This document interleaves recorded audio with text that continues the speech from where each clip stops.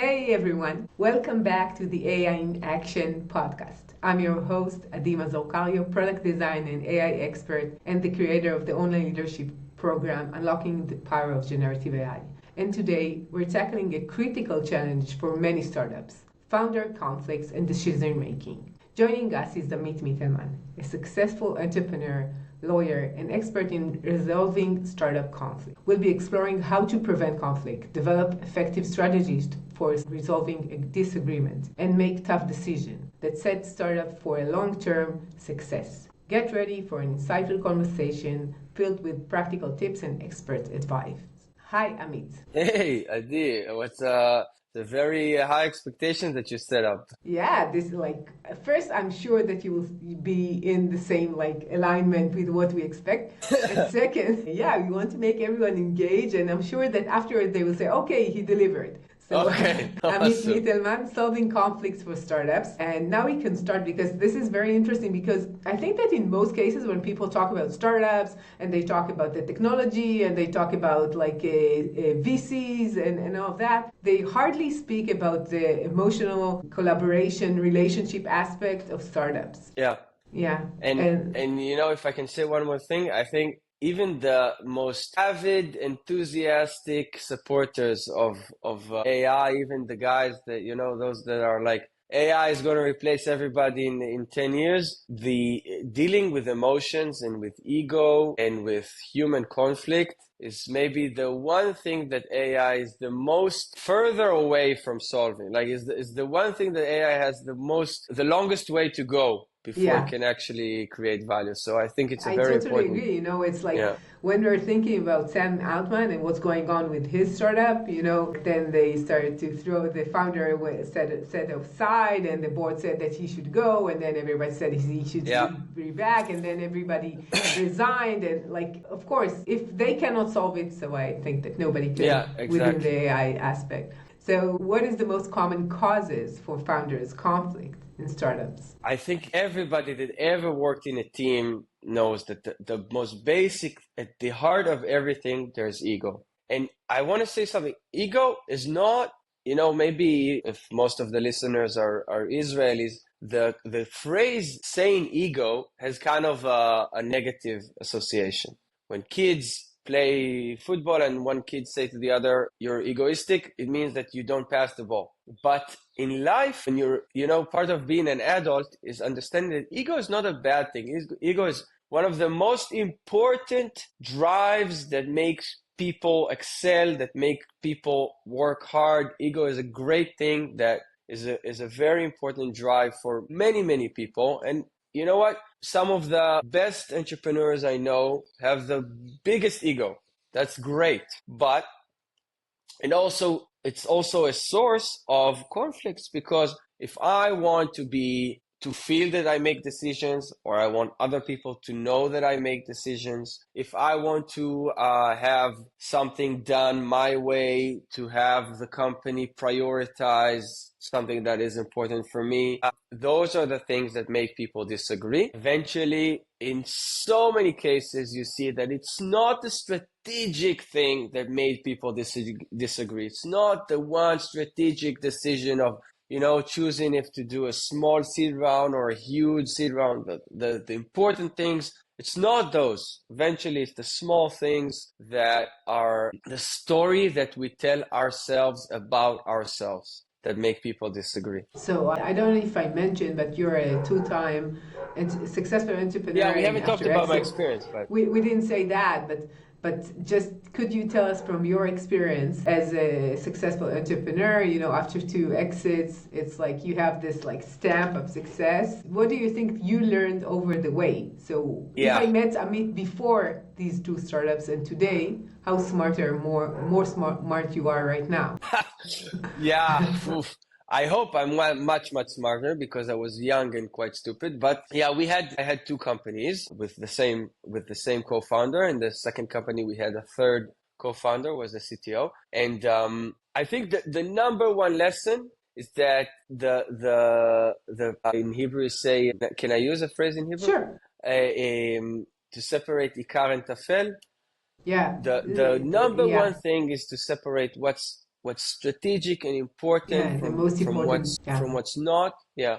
And eventually you look back and you say the biggest discussions, the most emotional discussions were not on super important things. Eventually you see we were three young men, a lot of ego and testosterone and motivation. We wanted to do good things and we wanted to succeed. And eventually you look back and you say, we wasted a whole week arguing about something that was such a nonsense. So the number one lesson I learned is to move as fast as you can away from the small things. It's not really important, my decision or your decision, my way or your way. Just make a decision and move on.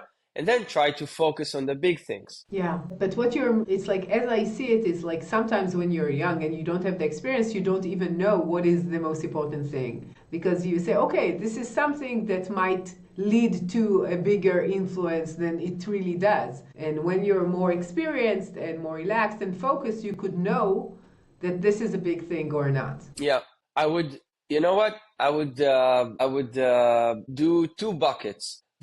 There are some things that you maybe, when you're inside, when you're at the moment, you're sure this could be strategic and it's important. And then if you use the right advice and you surround yourself with good people that have entrepreneurship experience, you get the good advice and they would tell you, you know what, it's not that important. That's one bucket. The other bucket, you know what, there are some things that we wasted days arguing about.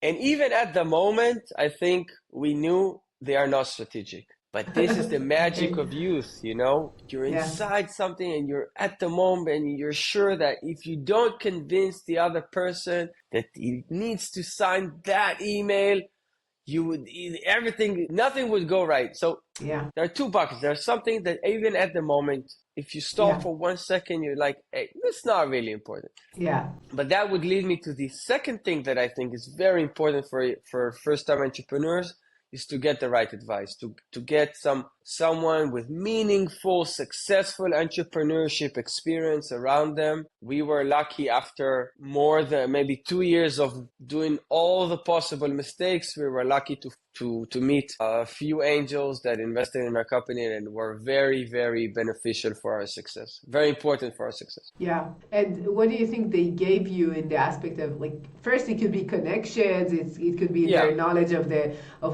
the industry, whatever, but in the connection of conflicts or decision making, what did you learn from them? I think the connections are the 10th most important thing you get from angels, really, honestly. For me, it's first of all, if we're talking about human conflicts, human challenges, the first thing you get from good angels is the emotional support. It's the ability to call someone at 1 a.m. and say, hey, I messed up this deal. I don't think we can get back this customer. I did a mistake. And then someone on the other side of the phone will tell you, hey, I did the same mistake. And everybody does that. And that's part of life and you'll bounce back. That's the most important thing. The second most important thing is really this advice of like, hey, this is strategic. Let's focus on that. Maybe you should go that way. And hire this person, don't hire this person, take money from that investor or not, or try to shift your pricing or, big, good, important advice. And some connections, that's always good. Motivation, someone that will like help you dream big. That was a big thing for us because we had two companies I mentioned. The first one was a service company. So it was a business. We were generating income from day one, but we were playing the small game, we sold the company that when it had $1 million in revenue, but it wasn't recurring. It wasn't software based. And that's a different game from a SaaS startup that when it has $1 million in revenue, it can get to a valuation of 50 million. So when you get the right angels, they help you dream big and they help you envision what the big boys can think of. Yeah. So what kind of techniques to resolve these conflicts founders need to know? I'm happy that you're taking me back to the subject that I most like. Yeah. So first of all, when founders work together, they develop dynamics. The first thing you can do as an outsider that is trying to help people is to figure out the dynamics. Some of that are useful. Sometimes they have their own way to make decisions. So sometimes you can leverage the dynamics that they already created. But let's talk about the cases where the dynamic is broken, when people cannot anymore create a useful discussion, and you don't trust each other. Maybe you're already at the point that everything the other party does is a bit annoying. So at that point, first of all, I think the most important thing is to help people see the same set of facts. It's unbelievable to the extent that I meet people, they work in the same room, they have the same employee, the same investors, the same customers, and they see completely two separate realities. So the biggest challenge, the most important thing is to help people see the same reality. For example, you get one founder that would say, if I leave the company, all the employees leave with me. Okay. That's rarely the case. And then when you start talking about the things, sometimes a very important technique is you being kind of a rock in the room. Not an elephant in the room, a rock in the room. Sitting very calmly, you're not emotionally engaged. You're willing to hear and to listen to everything, including some emotional reactions, but you're very calm, and then the other person starts venting.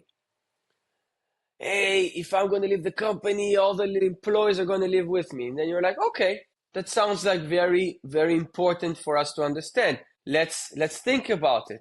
You have this employee and this employee. When you start drilling down to details, maybe not all of them are going to live with me. And then you help people get to understand the same set of facts. So that's one important thing. Yeah. I don't want to do very long answers, so maybe I'll stop it. But I'll tell you, the first thing that comes to my mind is couples therapy. Yeah, it's super similar. Yeah, so it's very, very similar in that sense, because sometimes when you get mad, you say very big things and maybe hurtful things, and sometimes you're just emotional without thinking rationally. So what you're saying, okay, let's be rational in some of the cases.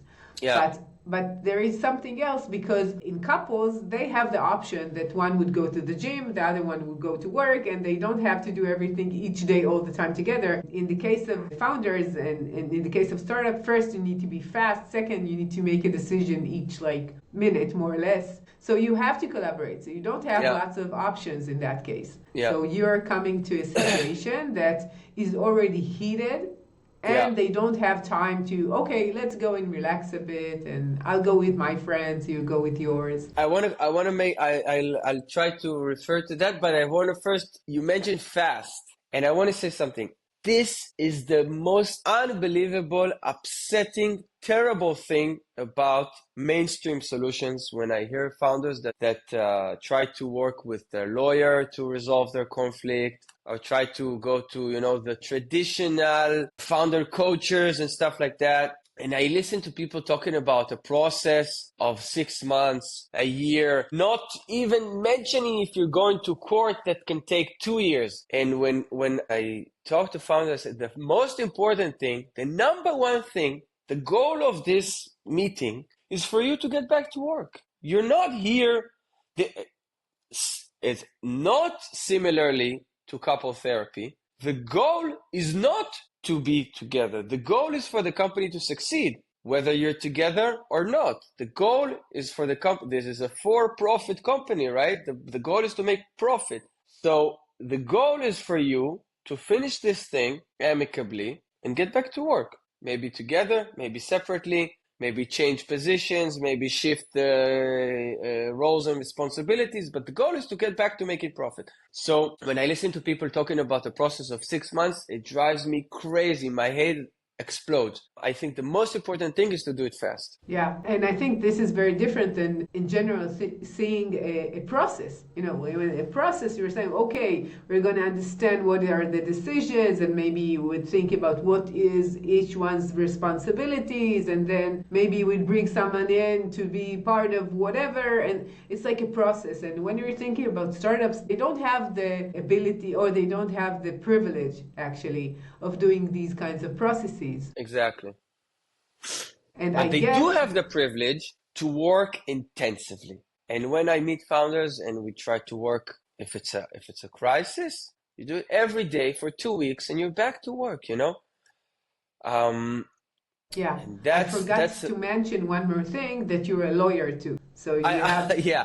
yeah, and that's why we forgot to mention that usually lawyers, and doesn't matter, I'm going back to lawyers who are doing divorce, for example, agreements and so forth. Sometimes they go into the details of the details and they forget the main thing, as you mentioned, is like doing profits. Making sure the startups will work, and especially if they have one side.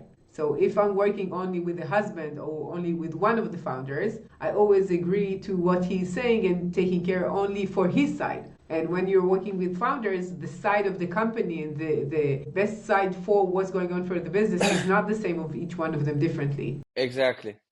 And if we mention getting to the same set of facts, sometimes you can stay working together. Sometimes one of the parties may be leaving but staying a shareholder. Sometimes during the process, again, I'm talking about 2, 3, 4, 5 weeks, one party will understand during the conversations that he is not the company anymore. And this is a very meaningful understanding. But I wanted to say something about being a lawyer. You know, it gives me the benefit that I can promise discretion, I can promise immunity, I can promise that whatever information I get is protected by law. I can never share it with someone. That's very important for the parties. But I think a common mistake is thinking about the legal aspect. Eventually, creating a legally binding solution, that's not difficult. Any first-year lawyer can create it. You know, you talk a lot about AI in your podcast. Creating the document is not the problem. Everybody that works in tech understands that creating a standard document is standard and easy.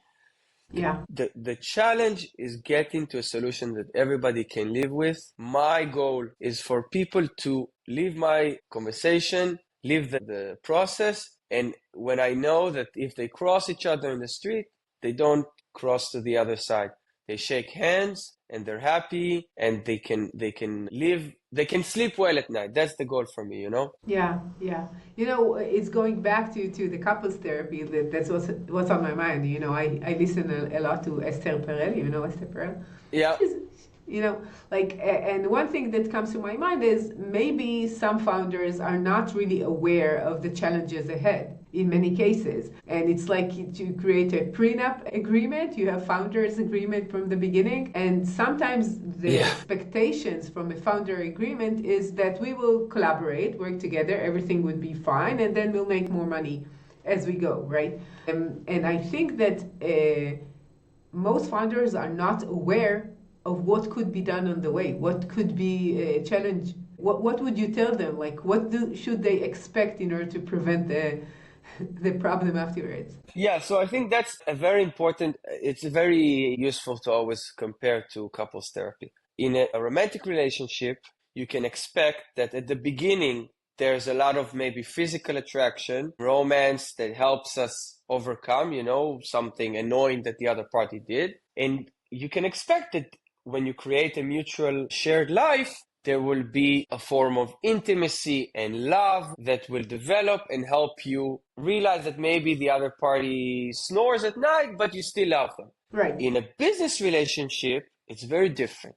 You are not going to have intimacy in that sense. You'll have other aspects of intimacy, but you should expect that you will grow as people separately. One of you might want to write a book, the other one might want to start hiking or start biking, or one of you would have a year in their life that they would want to work harder, and the other one maybe less so. You have to expect that you will grow as two separate individuals. The best thing to overcome all those changes is trust. If you trust the other party that, you know what, maybe during this time of his life, he needs to work a little bit less. Maybe he's having a child and he needs some time off, or he needs some relaxation time. He was under a lot of stress. To enable that to your partner, you need to trust each other. You need to trust that you say, I know that he's leaving the office early, but I trust him that he will answer the important emails, answer the important calls. He would be straightforward with me, and he will tell me that he needs a week off. Once the trust is broken, nothing will help anymore, right? So expect that you're going to grow separately. Expect pressure. Super important to expect pressure, to understand that you work in a high pressure environment, and know that you don't know almost nothing and you're here to learn. There's a very important phrase. I forgot his name. The founder of LinkedIn and the fund Greylock, Reid Hoffman. He has a very important phrase that he says, unlearn, the ability to unlearn, the ability to forget what you know and learn new things on top of that. I think that's a very important skill for founders. Okay, so you mentioned that unlike couples therapy, sometimes we're growing apart as human beings, and we need the flexibility in order to really see each other as founders, and the needs are different throughout the years of collaboration. But we mentioned that first they need to do it in speed in startups, so they don't have time. And second, they have lots of decisions. So how can you resolve a conflict related to a decision which is really important? It's not like something small. And each one of them do not agree. And of course, in many cases, they don't have any way to know which of the decisions is going to get to the right direction. So what would you do? Yeah, so I don't think there's one way to make a decision, especially when it's three people. Sometimes it's easier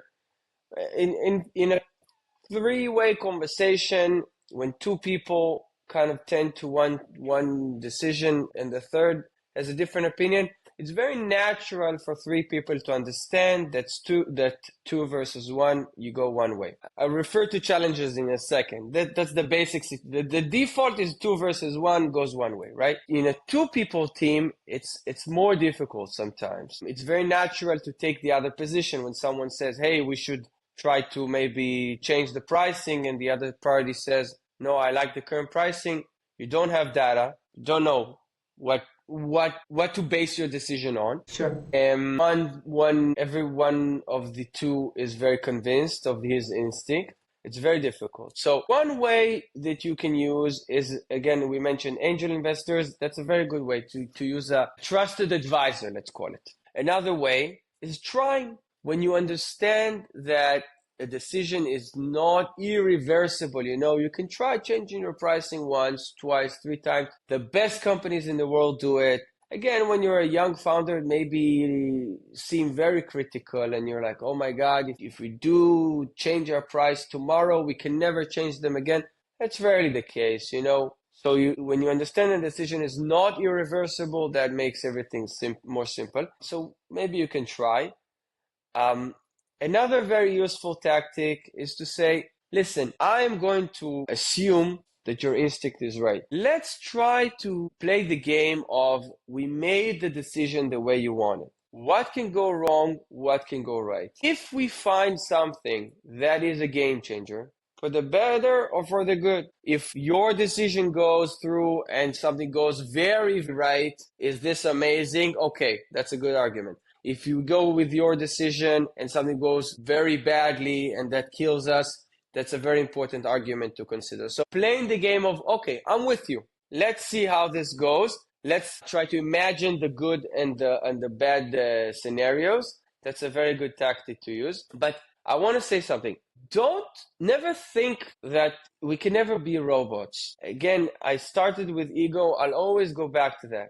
When two people sit in a room, it's very hard to say, you know what, doesn't matter. No one says that. It does matter. It's your company. So again, respect and trust and have the ability to say, I lost this argument, but I trust my co-founder that he has the benefit of the company in mind, and we both don't know, and he understands that he doesn't know as well. When one party is very sure that he knows the truth, it also creates a lot of tension. So humility and be humble and be modest and know that you don't know everything. Try to consider the emotional state of your co-founder. Maybe it's a very important week for them. Maybe it's very stressful for them. Maybe they just had a very difficult meeting. They're upset. And at this time, maybe we should not talk right now. So to be aware, be considerate, be mindful of the other party, that's a very good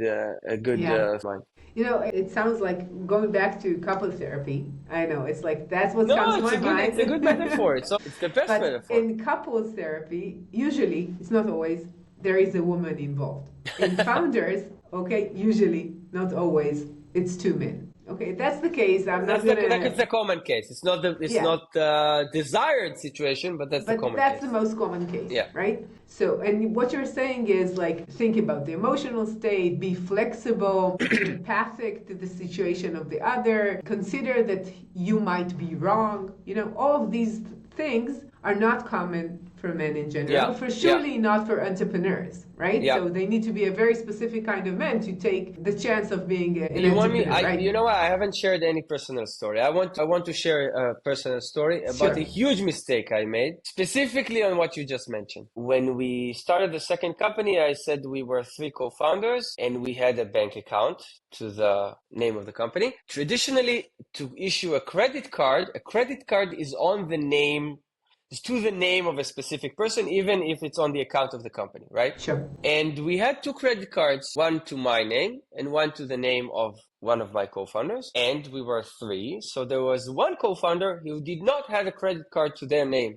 And again, we were young, 3 young males, a lot of testosterone and a lot of desire to succeed, but it's also involved with a lot of ego. And we, I think, wasted maybe 3 or 4 days arguing about should we issue a 3rd credit card to the name of the 3rd co-founder. And I was the CEO, I was in charge of those things, and I was against, to the point that I was like, guys, this is the most important thing we will ever make a decision about. We should not issue a 3rd credit card. I had very good arguments, it doesn't matter. I was completely blind to the fact that there's one person in the room that feels that he is not trusted, that he is less important, that he is less core to the management of the company. It doesn't matter that all those things were not in reality. It doesn't matter that it doesn't matter, right? It doesn't matter that he could use the credit card that was written on my name and purchase anything he wanted. He didn't have to ask me or anything. It doesn't matter. What mattered is that he felt disregarded, and I was ignorant to the fact that he felt disregarded. And first of all, we wasted 4 days. Yeah. 4 days, no one worked. I'm amazed Everybody that you didn't think about it. Okay. I cannot even describe in words how much the 3 of us felt that this is the most important decision we will ever make. 4 days, no one worked, we were all upset, we were nervous, we were screaming at each other. It was a terrible week. Wow. And eventually, the 3rd co-founder said, you know what, guys, I'm making a decision.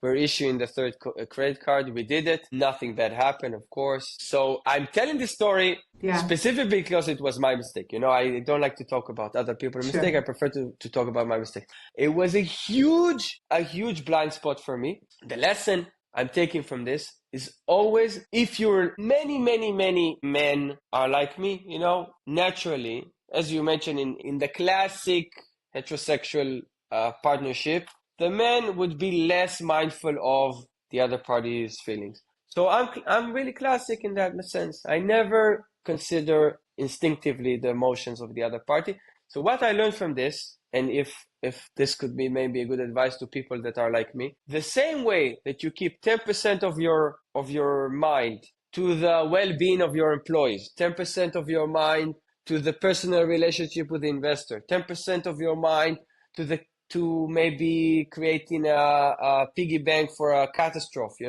10% of your mind should go to be mindful to the feelings of your co-founder. 10% of your mind, you should say, and you know what? If you're a very technical person, if you're very practical and you never think about feelings, force yourself. Put 10% of your day, if you're working 10 hours a day, 1 hour of your day should go to be mindful of the well-being and the state of mind and the feelings of your co-founders. Go and have coffee together and ask them how they're doing, and ask them if they're stressed, and ask them if there's something that they need advice or they want to give you feedback on. you know what? Sometimes it will feel stupid. Sometimes it will feel like you're wasting your time, but it creates trust for the long term, and that is very, very important. Yeah, I love the story, so thank you for that.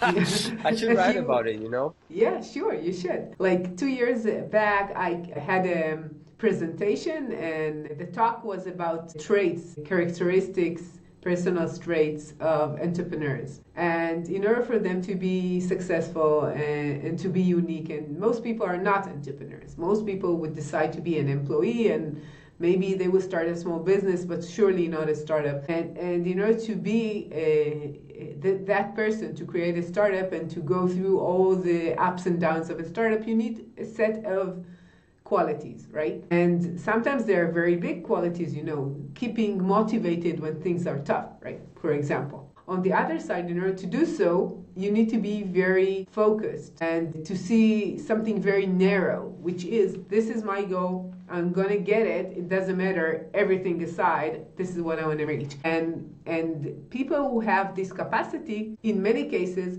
will not have the capacity to just, relax and think about the complex emotional situation of people around them, because it will distract them from getting their goals. So what you're saying is a bit like, I think, counterintuitive for some people when they just imagine what being a founder is. And I think it demands from them to see things in a different perspective from what they expected. Yeah, I think, you know what? Being a founder is an immersive, holistic experience. Earlier, you asked, what should someone expect? You should expect it to take control of your life, to take over your life. You should expect it to influence your relationship with your partner. You should expect it to influence your sleep, your nutrition. You should expect it to be good and bad. If you succeed, it will change your life. If you fail, there's a good chance it will change your life as well. So you should expect it to be everything for you for a while. And that's just the more reason to be mindful. I'm sorry, I'm repeating myself, but it's No, it's important. okay. It's just Yeah. a more reason to be mindful of the state of mind of your co-founder, because it's also something that's taking control of his life or hers.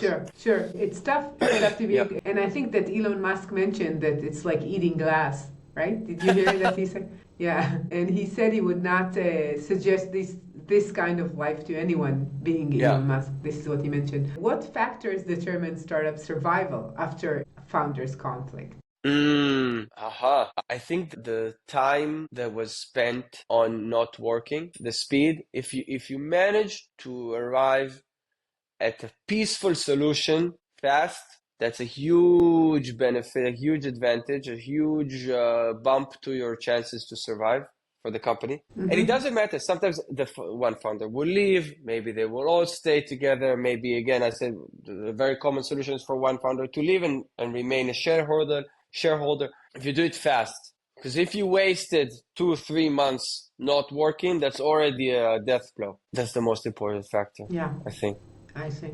And the second most important factor is not creating very, very bad blood, someone that's after the company trying to ruin to the other party. That's obviously very important. Yeah. There is a couple, American Jewish couple, who's doing couple therapy. And they have like 4 signs of couples that have higher rates of future divorce. And one of the things that they mention is contempt. When I despise you, I don't trust you, and I don't care about you even. And I guess that when founders get to that point that they don't value and they don't even respect the other side, it's very hard to go back to the situation of trust.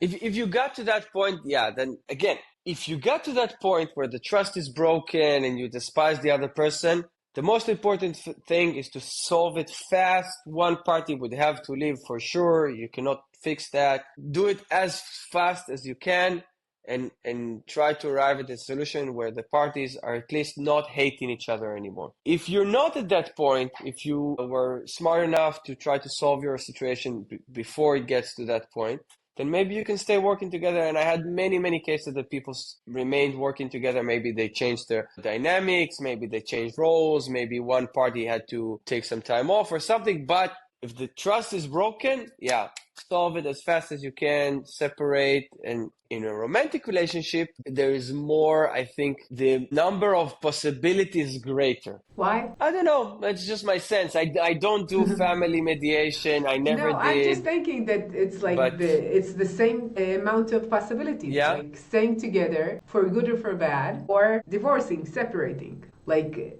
I think for you could take an couples, open marriage, maybe. I don't yeah, no, know. but for couples, no, I'm talking about the interim options, Yeah, right? For yeah. couples, I know couples that have been together for maybe a full year where they slept in separate rooms and it took them a full year to get back together and they never separated. They were just um, a bit Far from each distant, other. you know. Yeah.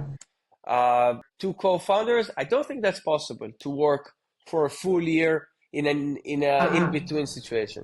Yeah, It's yeah, just my sense. I wasn't. It's not something I yeah, can base yeah. on statistics. So before we end, I have one more question. But before that, do you have some kind of a story about founders that you work with and you learned from something from them? I try to learn a lot from everybody. A story about something I learned from other people. First of all, I have to say that the two people I learned most from are my co-founders. And I always say that we had a very intense relationship. We had a very emotional relationship.